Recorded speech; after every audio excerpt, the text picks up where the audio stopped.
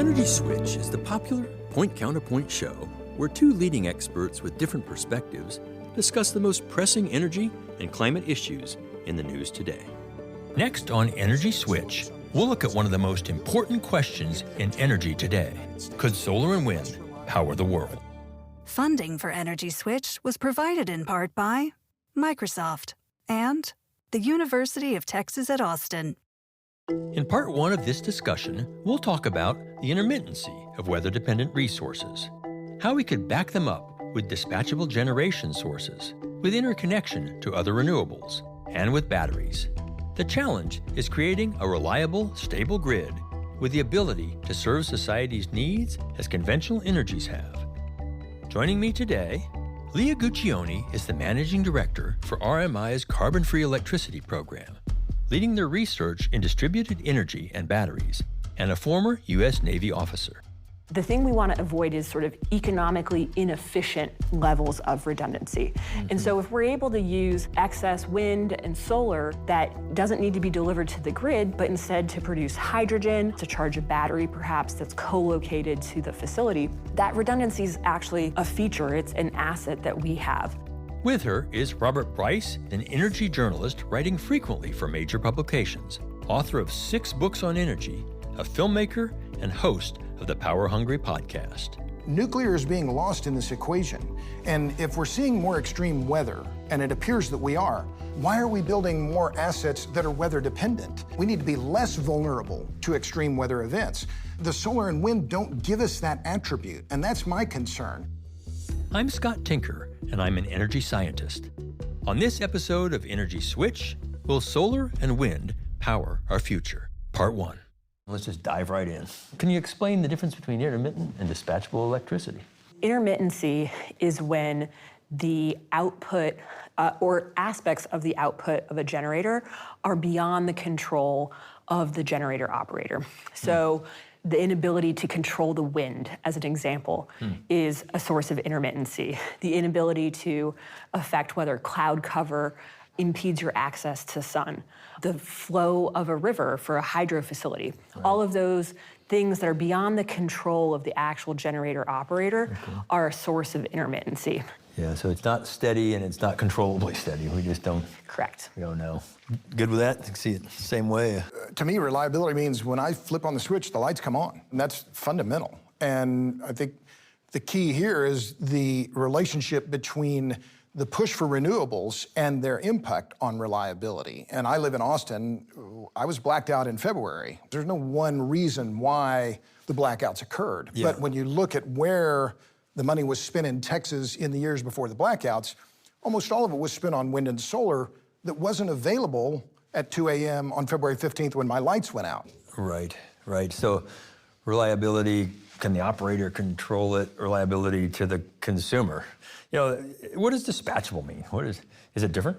Yeah, so it is in some ways exactly the reciprocal of intermittent in that the operator has control over the dispatch of a generator. And so they have the ability to directly affect the output, to increase the output or decrease the output of a generator at a given time. This sort of speed of dispatchability is something that varies by technology, where you have some sources like large hydro facilities, which are considered dispatchable in some ways, but the speed of their dispatchability is much different than a sort of fast-acting reciprocating turbine or some other technologies that are also considered dispatchable. Okay. Depending on whether it's a nuclear reactor or a coal plant or a wind turbine or a hydro facility or other kinds of things, different time frames. Exactly. Yeah. And it's important to know that dispatchable resources also have their own sources of unreliability, if what we're talking about is the reliability of our system. Yep. Part of what we saw in the winter storm of Texas is that many dispatchable resources, many coal plants, many gas plants, because there were disruptions to their fuel supplies or their on-site fuel systems, had unexpected outages and were not available to be dispatched when the grid could have benefited from their power. Extreme events. Exactly. How do we plan for them? How do we manage them?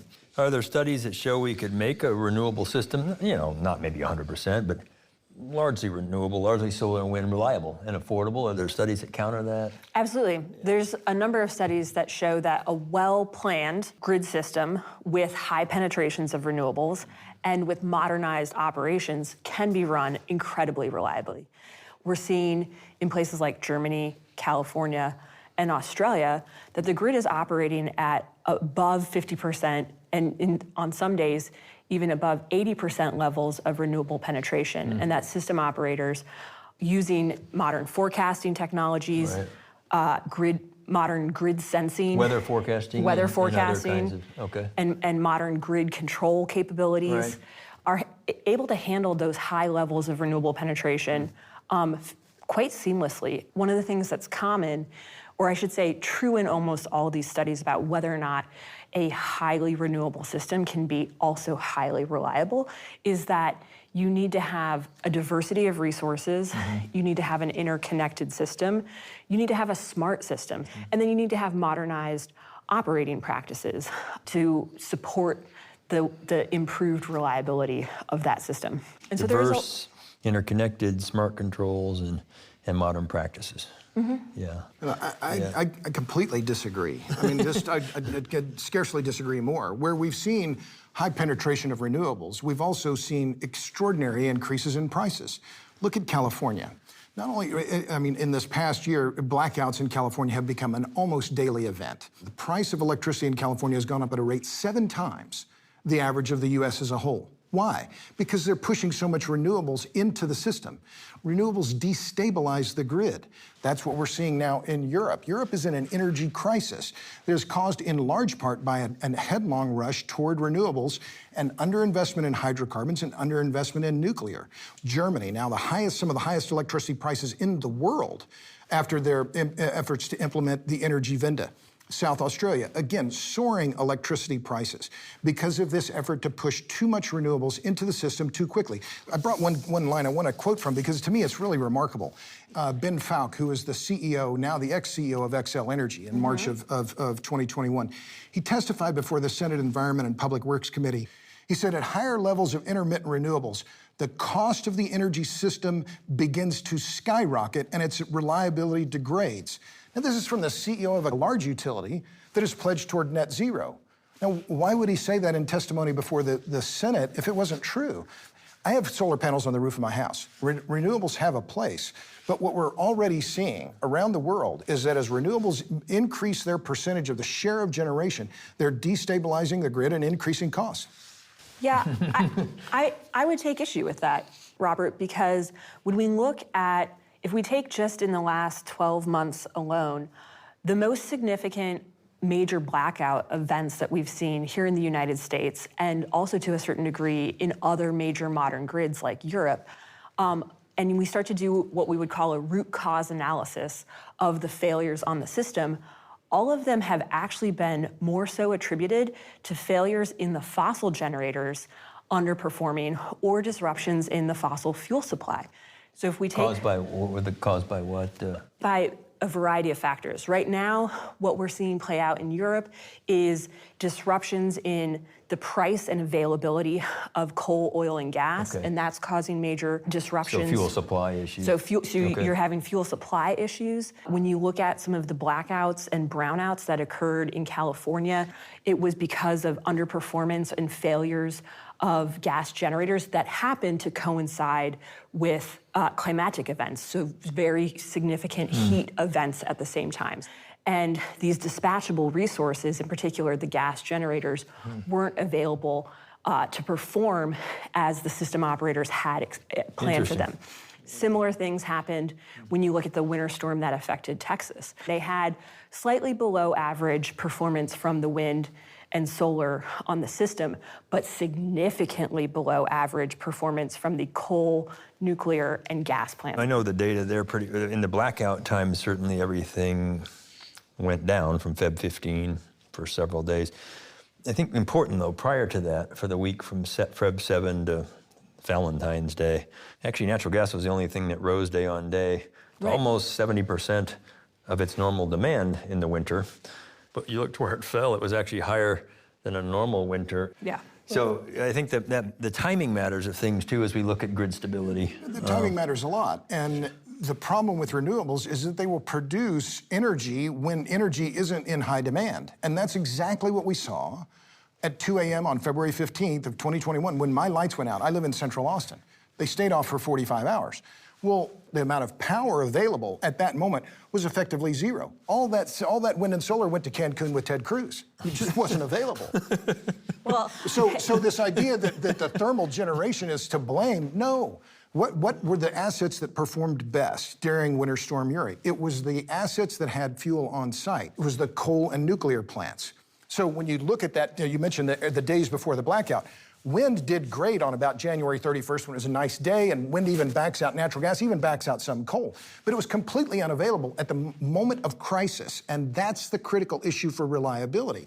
Yeah. Why are we spending so much money on generation assets that we can't depend on when the chips are down? It's interesting you bring up those specific points, though, Robert, because when you look at the data that ERCOT, the system operator in Texas, reported, while, yes, there are a number of generators that had fuel on site that were able to continue operating, you also had a number of coal plants that had frozen coal piles. Fair point. And had to shut down. You had several nuclear facilities, because of the extreme cold temperatures, had problems with their cooling systems and had to shut down for safety reasons. The other thing about your point about the investment in solar and wind is Texas has a competitive market. And so it's been private investors who see an economic opportunity to do so. Well, and that's a fair point, and I'll grant you that. Yeah. But why was that much money spent? Because the federal tax incentives for solar, for instance, in 2018, 250 times greater than what was given to nuclear. Wind energy, 160 times greater. The federal subsidies for wind and solar have completely distorted the wholesale market, and they've made it uneconomic for thermal generators to survive and thrive in Texas. So what do we see now? This distortion is continuing in the Texas market, where if you look at what's in the ERCOT queue today, 35 gigawatts of new capacity is going to be installed in Texas. Not a single watt of thermal generation.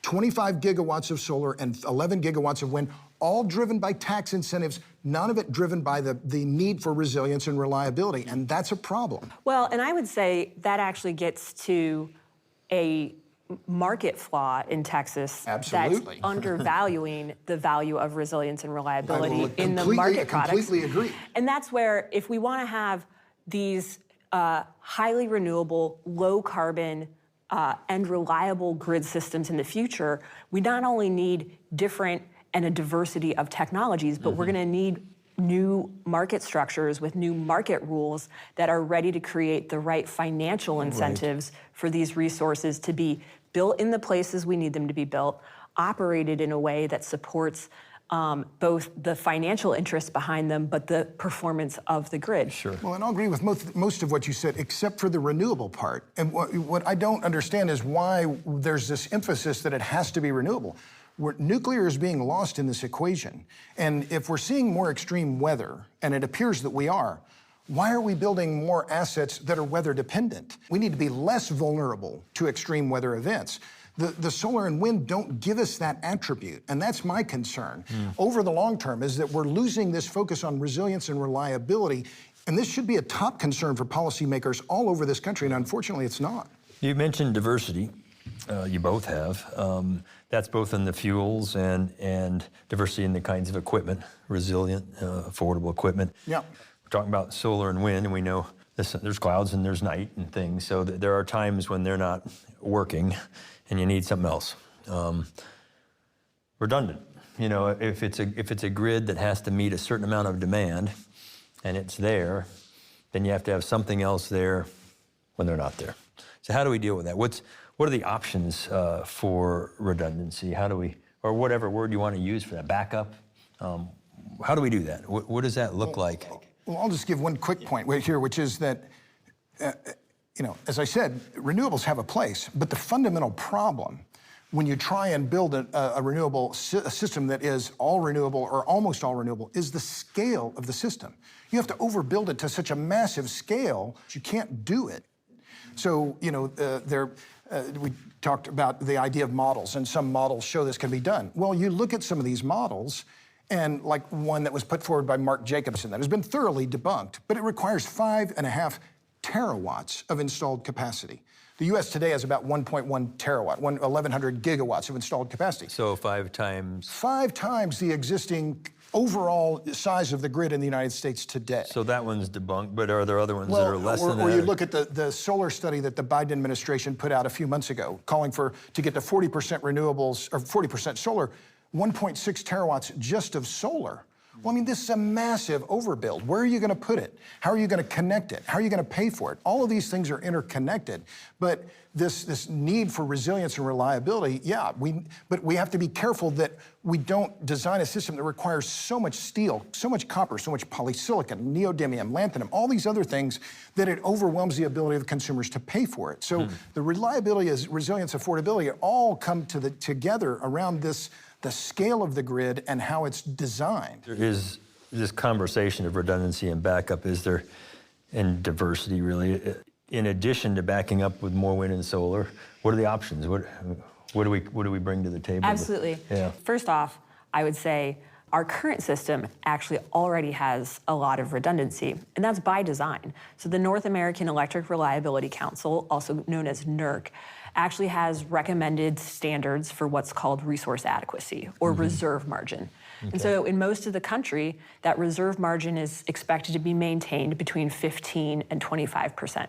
And that's so that we don't have blackouts, so that we have modern, reliable, predictable electric service that our economy depends on. So more capacity than is needed. Yes. At anyone. And we'll continue to see a certain amount of redundancy as we build more wind, more solar, and deploy other technologies onto the grid. And we should be careful about thinking about redundancy as a bad thing, because I like to think that in some ways it's a feature, not a bug.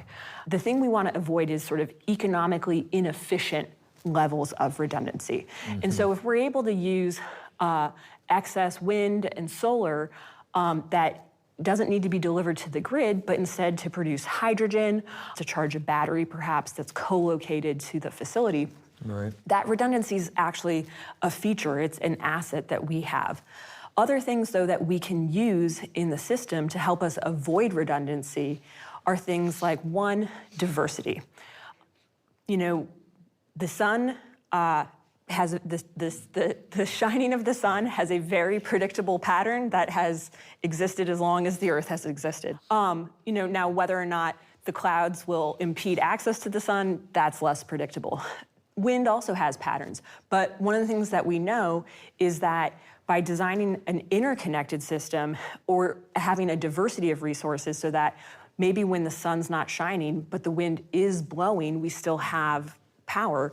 So having diversity of resources is one way. I want to make sure I understand. So if I have 100 units working of solar in the day and it gets cloudy, does that mean I need 100 units of wind available then? Or what's redundant? Is it a 2X kind of thing? Or what kind of coming back to managing this grid with more solar and wind on it?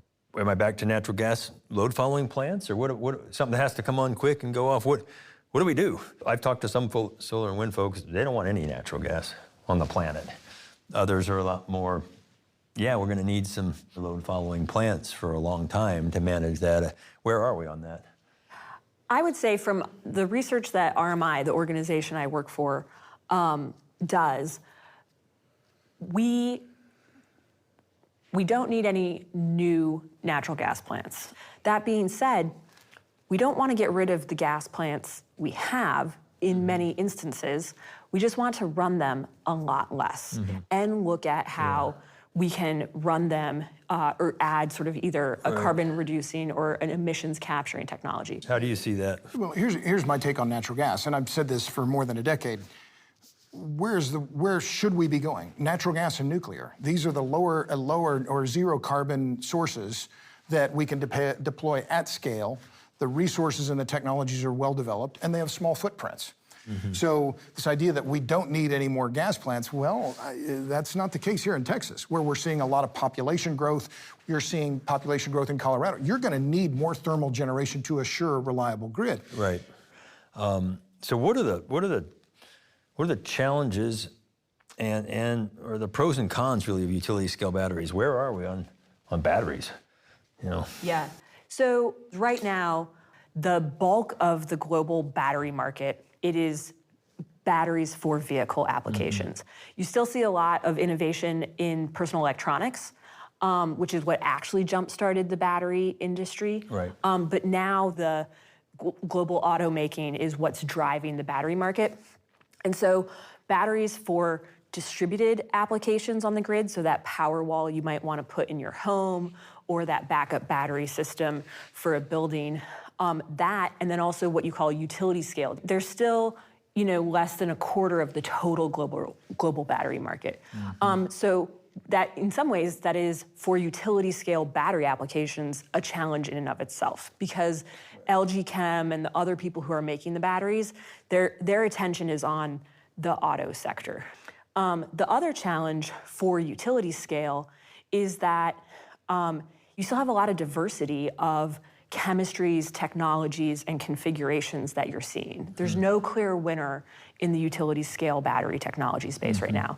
So that's both part of what's driving innovation, but also that because you still have that much diversity, if I'm an investor, Right. I see risk in that. Yep. If I'm a grid operator, I see some uncertainty in that. And so that's part of what's still causing them to be more expensive. But those are all things that we know will happen when a market is new and will, through forces of competition and good regulation, should work themselves out. Yeah, they could. I mean, we've had batteries for a long time. True. Yeah, absolutely. Can I jump in on the battery thing? Yeah. Because since we from the days of Volta to Edison to today, the batteries have gotten better, but they still stink. I mean, you can't charge them too fast, you can't charge them too slow, you can't discharge it like Goldilocks, right? Everything has to be just right? Can't be too hot, can't be too cold. And further, what is clear is that higher the energy density in the battery, the greater the volatility or the reactivity. So, and just in the last few months, we saw a battery fire in a utility scale battery facility in California. It caught fire. They asked the local fire department to stay on site for 6 days in case the battery caught on fire again. I mean, so it's still a problematic technology at a utility scale. And we even see it in automobiles, where if they're involved in an accident, they catch fire, and it can take 30 or 40,000 gallons of water to put them out. I mean, so batteries need to get better. And I agree completely with Leia in that we need a new chemistry, and solid-state batteries may be the next big thing. Yep. But still, to deploy them at scale, and we need them at the gigawatt and terawatt hour scale, it's an enormous challenge, and it's going to take not just years, it's going to take decades to deploy them at that kind of scale. And further, to me, the question is it going to be to back up renewables, or are the coal and nuclear plants going to be charging those batteries during off times and then discharging during peak times? So the batteries can actually reinforce some of the incumbent generation sources rather than renewables. Yeah, interesting. Batteries are going to have a role, but this idea that they're going to ride to the rescue, I think, is fundamentally misguided.